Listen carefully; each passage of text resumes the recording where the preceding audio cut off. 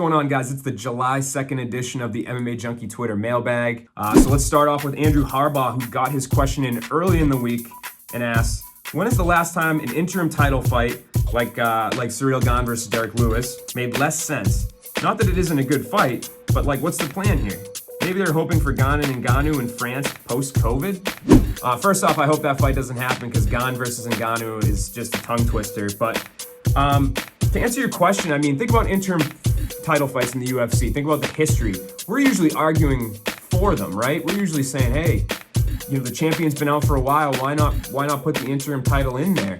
And sure, there's been times where interim titles have been implemented and it hasn't made sense, but not to this extent. I mean, the champion, Francis Ngannou, just won his title a few months ago, and now the UFC's already putting the pressure on him, putting an interim title in just because he wants one extra month in between fights. To me, it's absolutely ridiculous. It makes zero sense. You know, it's something that I think the UFC's kind of venturing into uncharted territory here with this pressure tactic. I know Derek Lewis competing in Houston probably something they really wanted, so that might have something to do with it. But to me, it's just not a good look. It's not what you want to, you know, type of pressure you want to put on a champion who's just coming into his own, who's getting ready for his first title defense. It surprised everyone, seemingly, including me, including Francis Ngannou.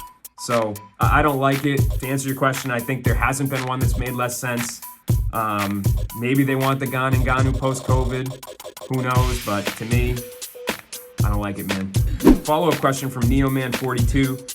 Do you think Francis will keep his belts in the long term? Who will be the first to make him fall? Jones, Lewis, Gane, Stipe. Out of the names, if you're talking about matchups, out of the names you just rattled off, if you said pick one of these guys to beat Ngannou head-to-head, I don't see that happening across the board. I think Jones kind of has the best chance. I think Lewis won before, but I think Francis has kind of got over those mental hurdles that he's had to leap over, where he was gun shy and his preparation wasn't good, all that stuff. Ciryl Gane, I think he's very good. I think he's very technical, but I still think Francis is kind of a different beast than him.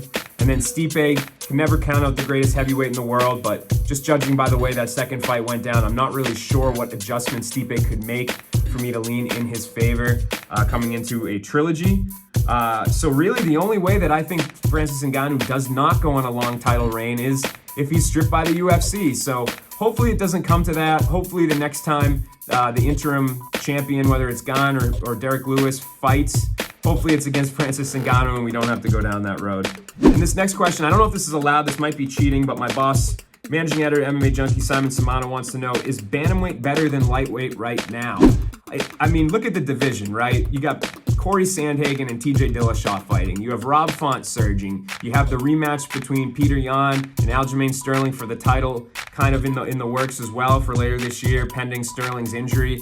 So to me, I mean, Bantamweight is better. There's more contenders. All those guys I just named, besides Sterling because he's champ, but the four contenders that I named, those guys could be inserted into a title fight and nobody would argue. Lightweight has big names. It will always probably be the biggest division that the UFC has in terms of promotability. But as of now, Bantamweight in terms of talent, that's where it's at. Next question from Big Z Omega. Who is your breakout fighter of the year thus far? Tough question. These mid-year awards are really tough. Matt Wells, our assistant managing editor, has been kind of gathering together our votes and to put things out. And it's really tough because a lot of the fighters have not competed more than once. There's a handful that have competed twice. Most girls have competed once. It's really difficult to do this, but maybe it's recency bias and everything that we were talking about, but for me, Ciryl Gane is my breakthrough fighter of the year so far. I think people always knew he was going to be good. He's always been on that trajectory, but he's lived up to the hype now. He's won 2 main events against top contenders, Jairzinho Rozenstruik and Alexander Volkov. So to me, he's my breakout fighter of the year so far. Let's sneak a Bellator question in here real quick. Will Bellator MMA co-promote with Combate Americas? I'm not sure. Talking to people on the grounds at Bellator when Campbell McLaren was there a couple weeks ago, before the CBS Sports Network deal was announced and that both promotions were going to be under the Viacom umbrella in terms of the TV deal.